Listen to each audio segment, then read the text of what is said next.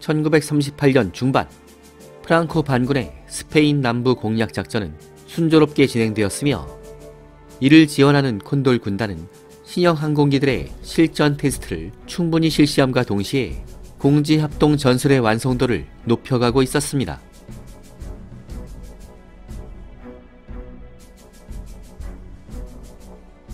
실전 경험을 원하고 있었던 독일 공군 조종사들과 지휘원 인력들의 스페인 파견 지원서가 폭주하자 독일 공군은 경쟁을 통해 선발된 유능한 인적 자원을 파견할 수 있었는데 스페인 내전이 끝날 때까지 콘돌 군단에 파견된 인적 자원은 연인원 1만 9천 명에 달할 정도였죠.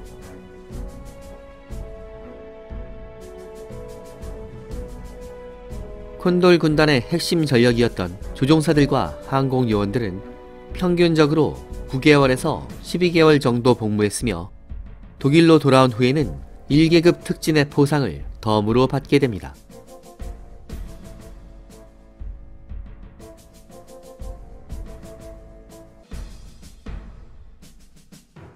이렇게 스페인 하늘에서 소중한 실전 경험을 축적했던 조종사들은 미래의 독일 공군을 이끌어 나갈 제목으로 성장하게 되는데, 이 중에는 훗날 독일 공군 전투기 부대에 무적 신화를 창조하며 최전성기를 구가하게 될 2명의 조종사가 있었습니다.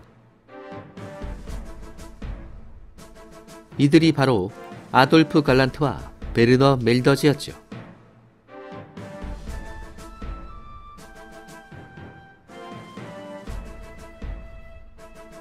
베르너 멜더즈보다 먼저 스페인에 파견된 아돌프 갈란트는 주로 H-51에 탑승하고 지상군에 대한 근접 지원 임무를 수행하며 실전 경험을 쌓아나갑니다.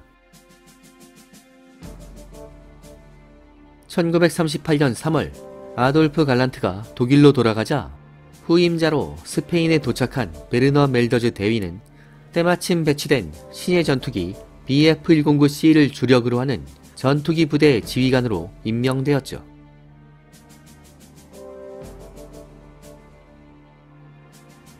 베르너 멜더즈 대위는 스페인에 파견되기 전부터 전투기 조종사로서의 재능을 인정받아 25세 나이에 대위로 승진했으며 334 전투비행단장으로 임명될 정도로 승승장구하고 있었습니다. 스페인으로 지원한 멜더즈는 신의 전투기 BF-109의 비행 성능에 크게 만족하고 있었으며 실전 경험이 쌓이자 이 강력한 전투기에 어울리는 전술의 변화를 구상하게 됩니다. 베르너 멜더즈가 주목한 것은 기본적인 편대 대형이 가지고 있었던 고질적인 문제점을 해결하는 것이었습니다.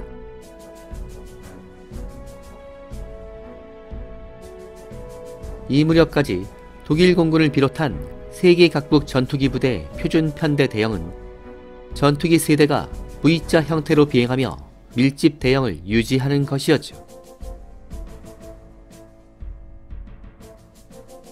이것은 1차 대전 때부터의 전통적인 대형으로 무전기가 없었던 전투기에 탑승한 조종사들이 수신호로 소통하는 데 적합한 대형이었습니다.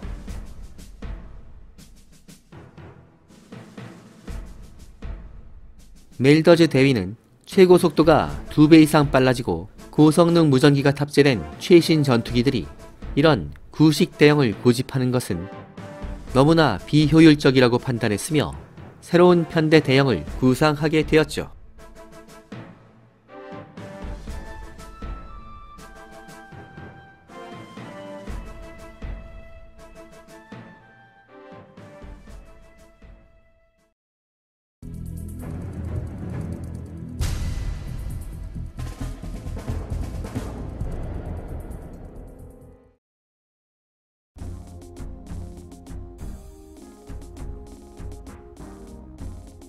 멜더즈는 편대 최소 단위를 전투기 2대로 편성하는 것이 낫다고 판단했는데 리더와 윙맨으로 구성된 이 소단위는 로테로 명명됩니다.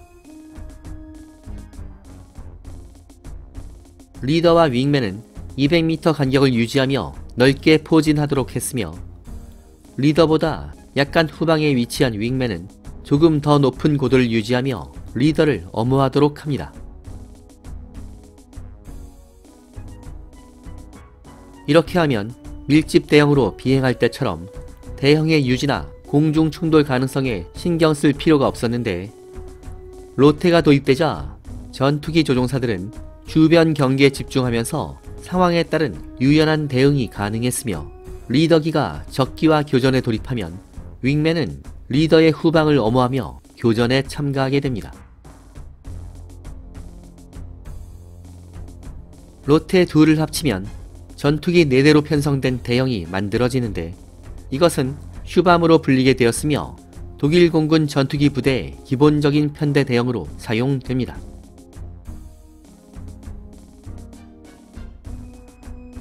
교전이 발생하면 슈밤은 편대장의 지시에 따라 유기적인 협동 공격을 하거나 로테 둘로 나누어져 각자의 판단에 따라 공중전을 전개할 수 있었습니다. 베르너 멜더즈가 창안한 로테와 슈밤은 스페인 하늘의 실전에서 엄청난 위력을 과시하게 되었는데, 구식 대형을 사용하던 소련 조종사들이나 훈련이 부족했던 스페인 공화당군의 조종사들은 새로운 대형으로 공중전을 전개하는 BF-109 조종사들의 사냥감 신세로 전락했던 것입니다. 베르너 멜더즈는 1938년 11월까지 8개월간 복무하면서 14대 격추기록을 수립했는데, 이로써 콘돌 군단 최고의 에이스로 등극합니다. 멜더즈의 격추기록을 분석해보면 14대 중 13대가 소련제 신예 전투기였던 I-15와 I-16이었으므로 격추 기록의 순도 역시 매우 높은 편이었죠. 스페인 내전이 끝날 때까지 콘돌 군단은 27명의 에이스를 배출했으며, 이들 모두는 독일 공군 전투기 부대를 이끌어 나갈 리더급으로 성장하게 됩니다.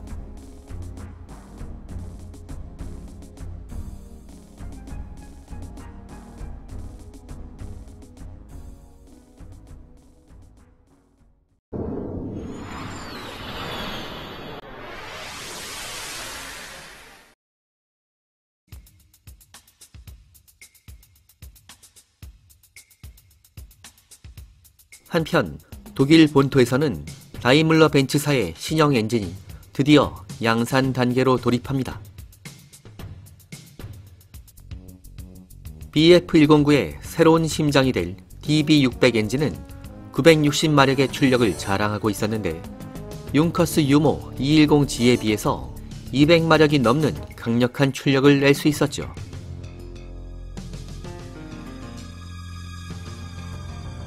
메서슈미트사 역시 DB600 엔진을 탑재할 수 있는 개량형 BF-109D를 개발하고 테스트 비행을 실시합니다. 그 결과는 놀라운 것으로 최고 속도가 시속 523km에 달했는데, 이것은 BF-109C에 비해서 시속 50km 이상 빠른 속도였습니다. 강력한 엔진의 탑재로 작전 가능 고도는 3만 피트를 넘을 정도였으며, 직분사 방식의 연료 펌프가 본격적으로 사용되자 급강하 능력 역시 향상됩니다. 그런데 이 무렵 고성능 엔진 개발에 자신감이 붙은 다이물러 벤츠사는 조금만 기다리면 더욱 강력한 슈퍼차저를 장착한 엔진이 양산 단계에 돌입할 것이라는 정보를 메서슈미트사에 전달합니다. 무려 1100마력이 넘는 꿈의 엔진 DB601의 완성이 초읽기에 들어간 것입니다.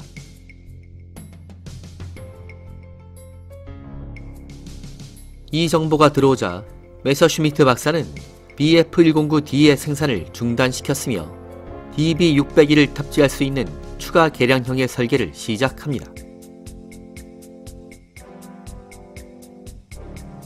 하지만 이때까지 BF-109D는 이미 600대가 넘게 생산된 상태였는데, 이 기체들은 유모 210 엔진을 탑재한 상태로 생산이 계속되었죠.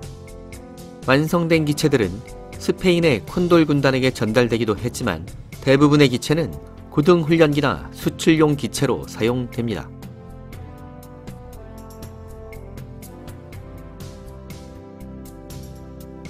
(1938년) 여름이 되자 다이물러 벤츠사는 드디어 1175마력의 엄청난 출력을 자랑하는 DB601A 엔진의 양산에 성공합니다. 메서슈미트 박사는 그토록 원하던 강력한 심장을 손에 넣었으며 이 엔진을 장착하기 위해서 새롭게 설계된 BF109-2형을 완성시킬 수 있었죠.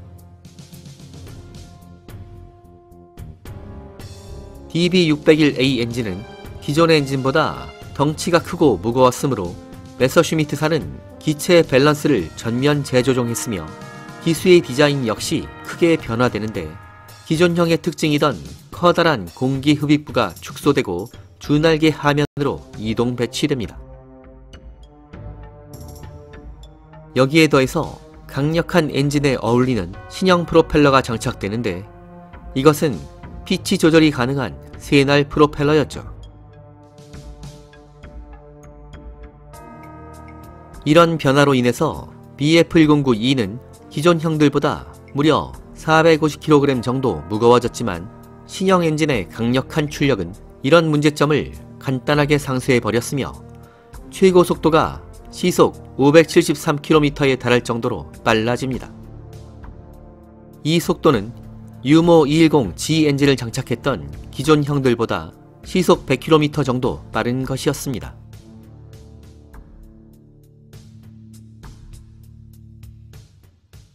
이렇게 탄생한 BF109-2는 훗날의 서부 유럽 항공전에서 무적의 신화를 창조하며 전 유럽을 공포로 몰아넣게 될 운명을 가지게 되었죠.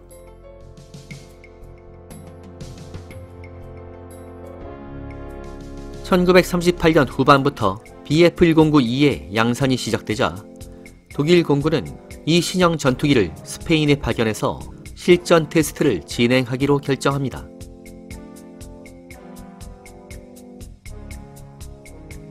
베르너 멜더즈가 창안한 새로운 전술 대형을 구사하며 위세를 떨치고 있었던 콘돌 군단 조종사들에게 차원이 다른 전투기 BF109-2가 주어진다면 콘돌 군단 전투기 부대의 전투력은 그야말로 가공할 수준으로 올라가게 될 것입니다.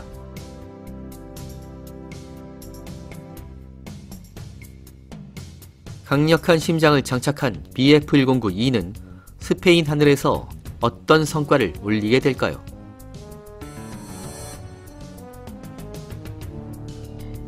서부 유럽 항공전은 다음 회로 이어집니다. 여기는 밀리터리 항공의 클래식 채널 불타는 하늘입니다.